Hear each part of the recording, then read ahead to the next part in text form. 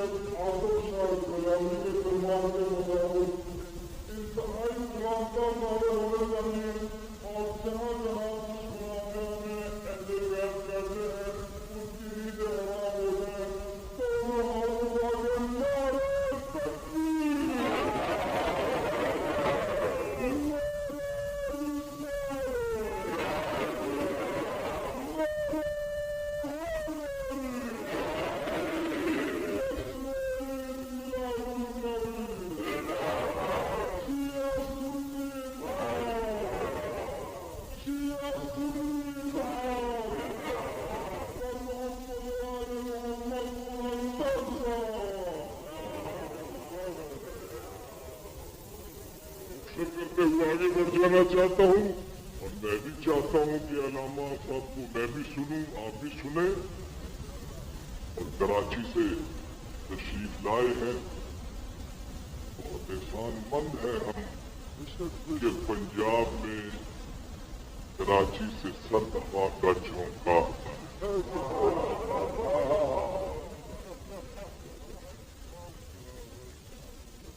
اللہ کرے ان کو اللہ تبارک و تعالیٰ عمر نو عطا فرمائے، اور جس طرح اتحاد اور محبت کا یہ ساتھ دیتے ہیں اللہ تعالیٰ ان کو قائم و دائم رکھے۔ اور برادر جعفر میر جو کہ ہمارے انتہائی محسن ہیں، انتہائی قابل قدر ہیں، جن کی امت مسلمہ میں اتحاد کے لیے کوششیں اور کاوشیں کسی سے چھپی نہیں ہوئی ہیں، بھائی مرتجز اور سب دوست اتحاد کے لیے اصل میں کام کرنے کے قائل ہیں، اتحاد کے بانی ہیں اور اتحاد کو اپنا اوڑھنا پچھونا سمجھتے ہیں، اور جو اتحاد کا قائل ہے وہ چاہتا ہے کہ محمد علی جناح کا پاکستان بچا رہے۔ برادران اسلام، دونوں جہاں میں یا تو علی کی مثال لا یا پھر یہ مان لے کہ علی بے مثال ہے، لیکن ملتی نہیں جہان میں علی کی مثال بھی، یہ تو سچ ہے، ملتی نہیں جہان میں علی کی مثال بھی، ہم نے تو یہ سنا ہے خدا بے مثال ہے۔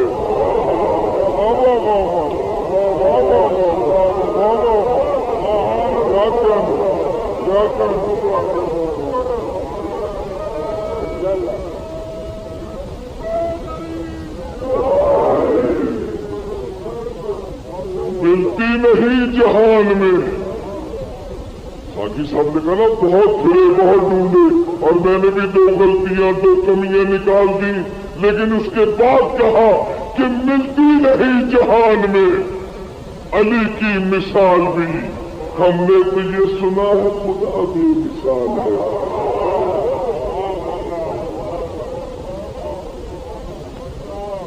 اور حقیقت یہ ہے کہ جب ہم علی کا ذکر کرتے ہیں رسول خدا بہت خوش ہوتے ہیں کہ میری زبان پہ جس طرح علی کا نام آیا رسول پاک کا میری طرف سلام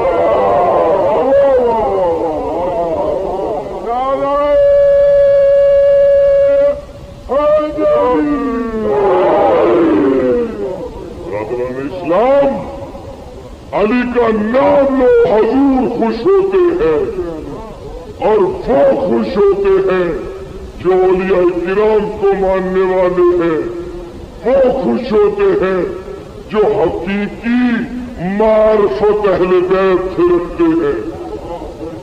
ان کرداروں کو اگر سمجھ لیا جائے تو کوئی بھٹک نہیں سکتا، اور ہم اہل سنت کو یہ شرف حاصل ہے کہ ہم جب رسول کی ذات کو دیکھتے ہیں تو ہم بہت سے حوالوں سے دیکھتے ہیں، اور ہر شخص کوئی صحابہ کے طریقوں سے ان راستوں سے رسول کی منزل کی طرف جاتا ہے، کوئی مولا علی کے راستے سے جاتا ہے، کوئی غوث پاک کے راستے سے جاتا ہے، کوئی داتا غریب نواز کے راستے سے جاتا ہے، جس کو جو راہ ملی اس راہ سے جاتا ہے، لیکن ہم سیدہ کی جوتیوں کو سر پہ باندھتے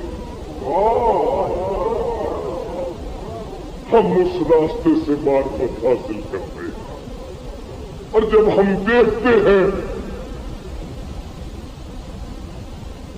کہ سیدہ زہرا سلام علیہا مل کر درود پڑھتی ہیں،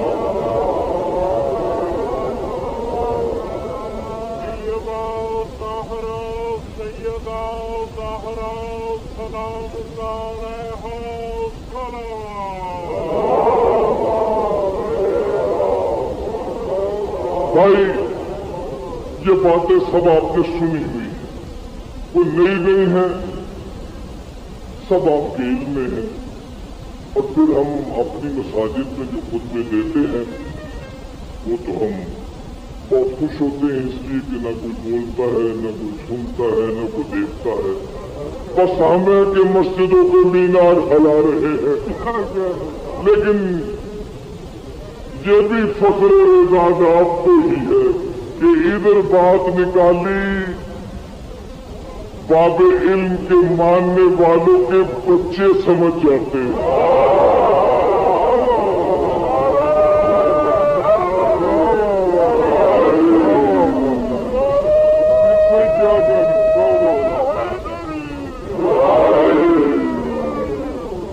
لیکن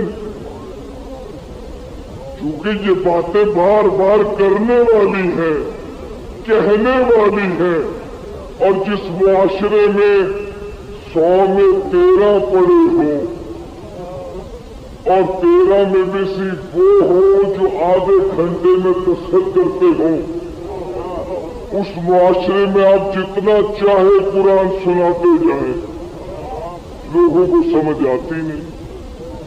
23 سال حضور مسجد نبوی میں 5 وقت نماز پڑھاتے رہے، امت کو یہی سمجھ نہیں آئی کس طرح۔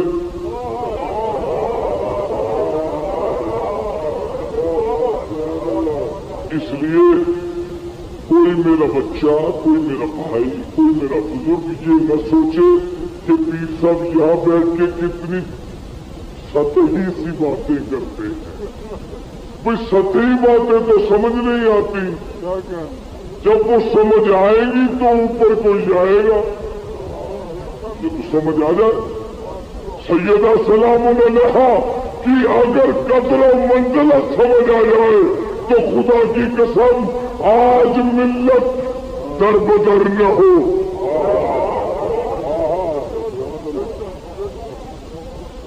اور کبھی سکون نہیں آئے گا اس امت کو، اس لیے کہ نہ تو اس کی زندگی میں اس کو سکون دیا،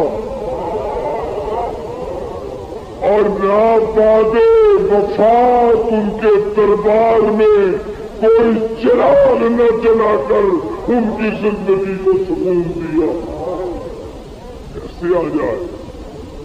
لیکن ہم جب عظمت مصطفیٰ کو سلام کرتے ہیں تو یہ بھی دیکھتے ہیں کہ میرا نبی، میرا آقا، اس کی خدمت میں جب وہ آئے تو احترام سے کھڑا ہو جاتا،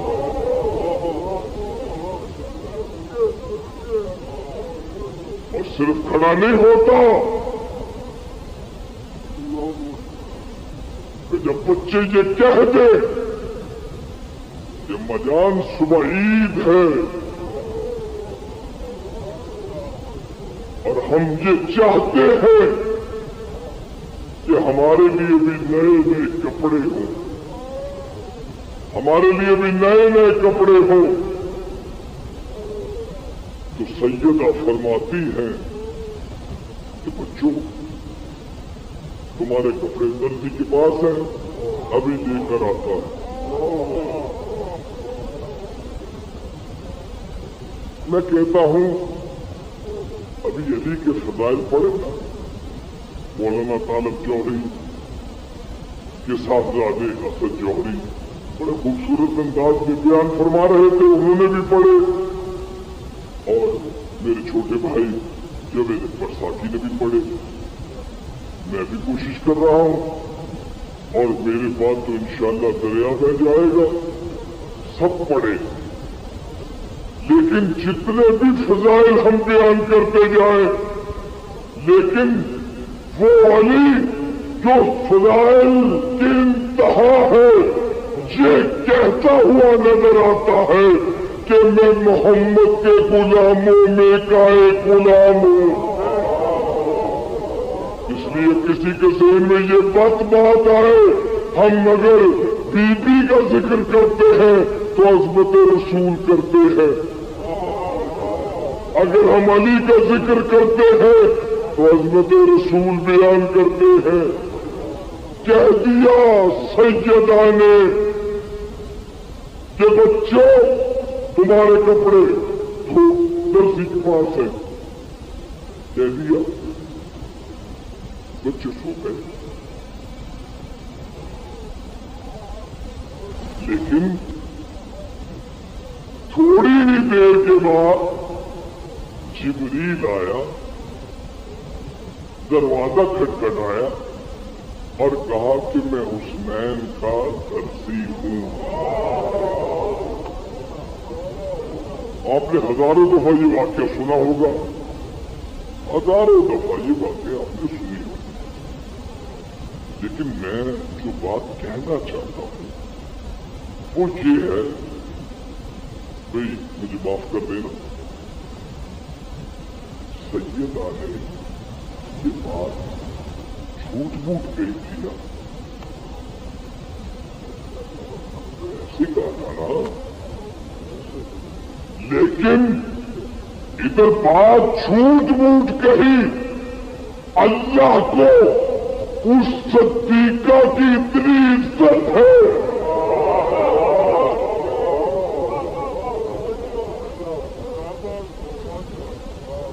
کہ اس نے بھی کہا جبریل فوراً جاؤ اور درزی بن کر جاؤ۔ پھر اللہ نے بھی تو نعوذ باللہ جھوٹ ہی بول دیا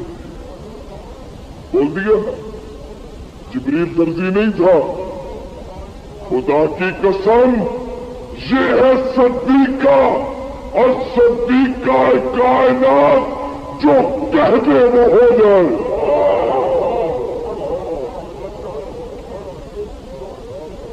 قرآن میں یوسف پیغمبر کے بارے میں ہے، جیل میں تھے، ایک آدمی آیا، نے کہا میں یوسف، میں نے خواب دیکھا ہے کہ میرے سر پر ایک تھال ہے، اس میں گوشت ہے، پرندے آ کر کھا رہے ہیں۔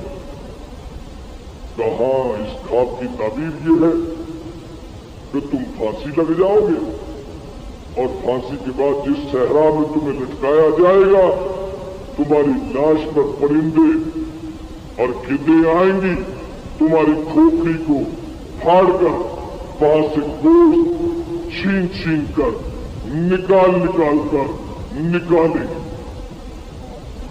دوسرے کا یوسف میں نے بھی خواب دیکھا ہے. کہا کیا؟ کہ میں نے خواب یہ دیکھا ہے کہ میں انار کا رس نچوڑ رہا اور نچوڑ کر کسی کو پلا رہا. کہا تم رہا ہو جاؤ گے اور بادشاہ کے مسائل بن جاؤ گے اور بادشاہ کو تم شراب پلاؤ. اب جب تعبیریں اپنے دل کی اپنی مرضی کی نہ ملے تو لوگ مکر جایا کرتے ہیں. یوسف ہم نے تو ایسے ہی کہہ دیا, ایسی تو بات ہی نہیں, اب سے ہم نے تو جھوٹ بول دیا. لیکن یوسف نے کہا میں اس کا صدیق نبی ہوں, ہوگا وہی جو میں نے کہہ دیا. بس جو سیدہ نے کہہ دیا ہوا وہی. بچوں کے لیے کپڑے لے کر آ گئے جبریل. یہ ہے کپڑے لے لیے. اور سیدہ نے یہ بھی نہیں پوچھا کہ جبریل تم کہاں سے آئے ہو, مدینے میں کہاں تمہاری دکان ہے, درزی کہاں. وہ بھی جانتی ہے کہ راز کیا ہے, بات کیا ہے. اب جب کپڑے آئے بچوں نے دیکھے اور دیکھنے کے بعد مسجد نبوی میں گئے, حضور کو دکھائے. حضور نے چھوٹے چھوٹے بچوں کے کپڑے دیکھے, چوما. لیکن کہا نانا جان ہم یہ کپڑے نہیں پہنیں گے, اس لیے کہ مدینے کے بچوں نے رنگین کپڑے پہنے, ہم بھی رنگین کپڑے پہنیں گے. بس ابھی رنگین کہا تھا رسول سوچنے لگے, جبریل آ گیا.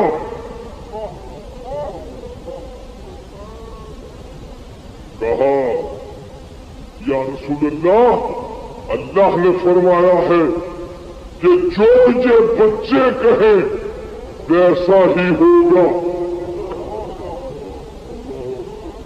میں کوثر و سلسبیل کا پانی لایا ہوں, آپ ان کپڑوں کو اپنے دستے مبارک میں پکڑیے. پہلے حسن کے کپڑے لیجئے, میں پانی ڈالتا ہوں, حسن جو رنگ کہے گا وہ رنگ ہو جائے گا. حسن نے کہا نانا جان میں سبز رنگ کے کپڑے چاہتا ہوں. ادھر سبز کا نام دیا, سلسبیل کی دھار چلی, رسول نے کپڑوں کو دھویا اور کپڑے سبز ہو گئے.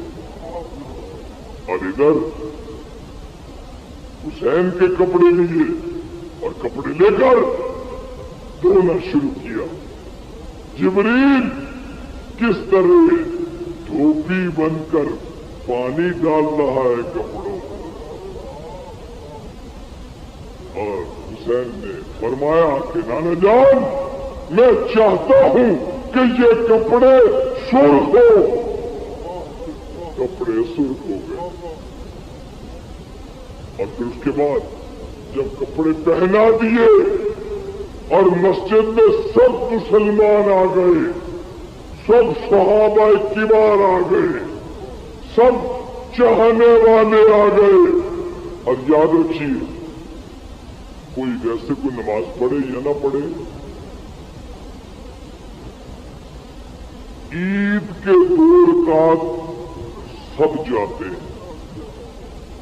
مگر بھائی سال کے سال تو پڑھنی ہے, چلو یہ تو پڑھا, سب جاتے, کوئی نہیں رہتا, سب جاتے ہیں. اب سب کے سب مسلمان مسجد میں اور بچے کہہ رہے ہیں نانا جان. ایک ایک لفظ پہ غور کیجیے. اور میرے مخاطب اہل سنت ہیں, شیعہ میرے اس وقت مخاطب نہیں ہے. میرے سنی بھائی مخاطب ہیں جو مقام اہل بیت نبوہ کا سمجھنے کی کوشش کرے تاکہ ان کو علم ہو سکے کہ جنت کا راستہ کون ہے اور دوزخ کے راستے میں ہم کو کون لے کے جا رہا ہے۔ یہ دورہ ہے، ہم سلام کرتے ہیں ان عظیم المرتبہ بھائیوں کو جو ہمیں بھی ملا کر یہ بتانا چاہتے ہیں کہ سنیو تم بھی آؤ، کچھ بات کرو اس گھر کی جس کے لیے تمام عبادتیں ہیں۔ اگر ان پر درود نہ ہوتا تو عبادتیں نہ ہوتی، اور اللہ کو نماز میں جو سب سے چیز پیاری لگتی ہے اپنے آقا اور اس کی آل پر درود ہے۔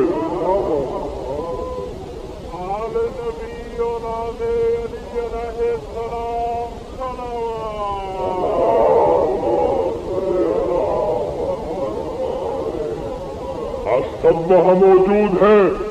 بچوں نے کہا مدینے کے بچوں کے بعد سب کے پاس ناکا ہے۔ نانا جان ناکا بنیے۔ ابھی حضور کے پاس سواری تھی، ناکا تھا، باہر درخت کے اوپر بنا ہوا تھا، سب کچھ تھا، لیکن نہیں۔ حضور نے کہا آؤ بچوں میں سوار، آؤ مجھ پر سواری کرو۔ میرنی سے خوب اس جگہ پہ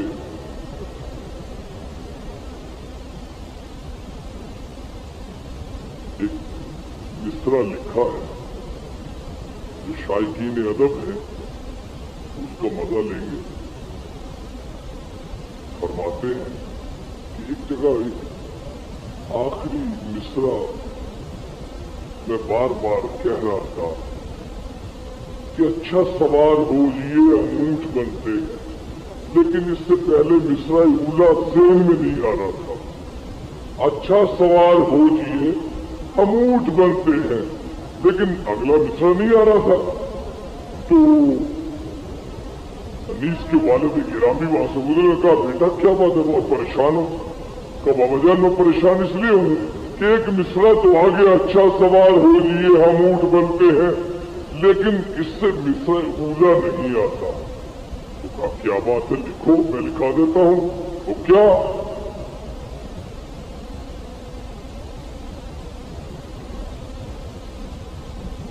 مصرع آیا سبحان اچھا جب ہم روٹھتے ہیں، جب تم روٹھتے ہو تو مشکل سے منتے ہو، جب روٹھتے ہیں آپ تو مشکل سے منتے ہیں، اچھا سوار ہو جیے ہم اونٹ بنتے ہیں۔ یعنی کس انداز سے رسول نے ناز اٹھائے ہیں اور بٹھا کر مسجد میں اونٹ کی طرح چلنا شروع کیا۔ بچوں نے کہا نانا جان سب کی سواریوں کے پاس مہاریں ہیں، ہماری مہار کہاں ہے؟ عظمت سمجھیے ان بچوں کی، تب اسلام سمجھ میں آئے گا۔ ایک بچے کو ایک زلف دے دی، دوسرے بچے کو دوسری زلف دے دی۔ اور میرے ناطے پڑھنے والوں اہل سنت، طرح زلفیں، سنہری زلفیں، گنگریالی زلفیں، کالی گھٹا جیسی زلفیں، یہ بھی تو دیکھو کہ کن کے ہاتھوں میں ہے جو زلفیں۔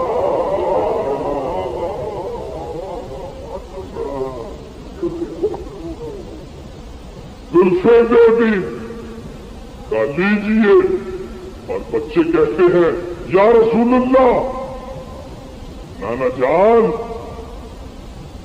اب سب کی سواریاں بول رہی ہیں، آپ بولیے بھی۔ ایک پہنچیے. کیا بات ہے؟ کوئی آپ میں سے کوئی شخص کتنا ہی اس کی عزت کم کیوں نہ ہو معاشرے میں ایسا نہیں کرتا. لیکن خدا کی قسم کچھ بتانا ہے حضور نے, کچھ میسج دینا ہے, کچھ تبلیغ کرنی ہے کہ یاد رکھو دنیا میں جو نماز و ادا کی پکار ہے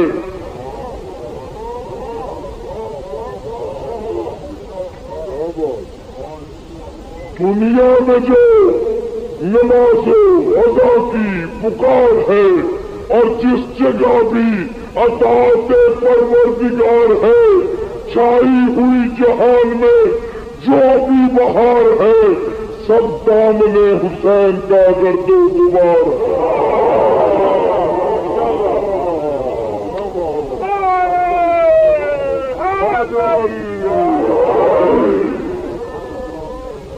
اسلام بچانے کے لیے, دین بچانے کے لیے سب کچھ حضور کر رہے تھے.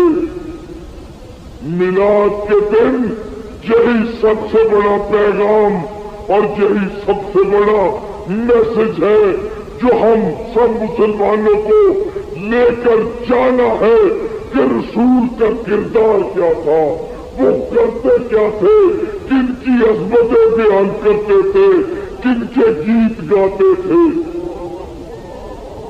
اگر یہ سمجھ آ گئی تو میلاد سمجھ آ جائے گا, معرفت مصطفیٰ ہو جائے گی. اور پھر جب بچے بیٹھے اور حضور کو چلانے لگے کہا یا نانا جان, منہ سے آواز نکالیے اور اونچ ایسی آواز نکالیے. حضور نے کہنا شروع کیا العف العف العف العف. ابھی 7ویں بار کہنے والے تھے کہ جبریل آ گیا. پیارے حبیب آگے مت کہیے, ایسا نہ ہو کہ آتش دوزخ ٹھنڈی ہو جائے, اور اگر ٹھنڈی ہو گئی تو ان کے دشمن کہاں ڈالوں گا. برابر اسلام کہنا بہت کچھ تھا, لیکن آپ اس صاحب سے بھی سننا ہے. بس یہی آخری بات ہے. وہ عظمتیں جو ان کی عظمتیں ہیں, خدا کی قسم انہوں نے تمام تر قربانیاں, تمام تر کاوشیں, تمام تر کوششیں ذاتی مقاصد کے لیے نہیں کی, صرف رسول کے دین بچانے کے لیے سب کچھ. اور اگر رسول جب خوش ہوتے ہیں کہ علی علی ہو تو اس کا مطلب یہ ہے کہ دین بچ رہا ہے. علی علی ہو دین بچ رہا ہے. اور جب میں معراج کے اس واقعے کی طرف دیکھتا ہوں کہ جب حضور جاتے ہیں اور جا کر چوتھے آسمان پہ پہنچتے ہیں تو جا کر ملاقات ہوتی ہے عیسیٰ سے, تو عیسیٰ سب سے پہلے جو سوال کرتے ہیں کہ یا رسول اللہ میرا آپ پر سلام ہو, یہ تو بتائیے کہ آپ کے اخی, آپ کے بھائی, آپ کے وزیر علی کا کیا حال ہے. اور پھر جب یہ ہمارے اہل سنت کی کتابوں میں ہے, اور پھر جب آپ گئے 5ویں آسمان پر ہارون ملے, کہا سلام علیک یا رسول اللہ, یہ تو فرمائیے کہ آپ کے علی, آپ کے بھائی, آپ کے اخی, آپ کے وزیر علی کا کیا حال ہے. اور پھر جب 7ویں آسمان پہ پہنچے اور وہاں موسیٰ ملے تو انہوں نے بھی یہ سوال کیا کہ آپ کے اخی, آپ کے بھائی, آپ کے وزیر, آپ کے وسیع علی کا کیا حال ہے، اور جب آپ واپس جائیے گا ہمارا سلام کہیے گا۔ اور اسی طرح 8ویں آسمان پہ ابراہیم سے ملاقات ہوئی، انہوں نے بھی یہی کہا کہ آپ کے اخی، آپ کے بھائی، آپ کے وزیر، آپ کے مسیح علی کا یا رسول اللہ کیا حال ہے، جب آپ واپس جائیے گا تو ہمارا سلام کہیے گا۔ یعنی رسول جب معراج پہ جاتے ہیں تو علی کا ذکر سنتے جاتے ہیں، اس لیے علی کا ذکر سننا عبادت ہے۔ آپ سب کو جشن ولادت مصطفیٰ بہت بہت مبارک ہو۔ اللہ تبارک و تعالیٰ اس جشن کا صدقہ ہم کو اتحاد کی لڑی میں پرو دے، ہم سب کو اس طرح یکجان کر دے کہ ہم صہیونیوں، یہودیوں، عیسائیوں، ہندوستانیوں خصوصاً ہندوؤں، اور وہ جو بوسنیا میں میری ماں بہنوں کے ساتھ زیادتیاں کر رہے ہیں ان سے ہم مقابلہ کر سکیں، نہ کہ آپس میں لڑ کر اپنے آپ کو کمزور کر لیں، اور جو بھی ہم نے تفرقہ بازی ڈالے سمجھ لیجئے کہ مسلمان نہیں ہے، مسلمان کے روح میں شیطان ہے۔ اللہ تبارک و تعالیٰ اس بیلاس کے صدقے جو جہاں بیٹھا ہے سب کی دلی مرادیں پوری کرے۔ وما علینا ہو الا البلاغ۔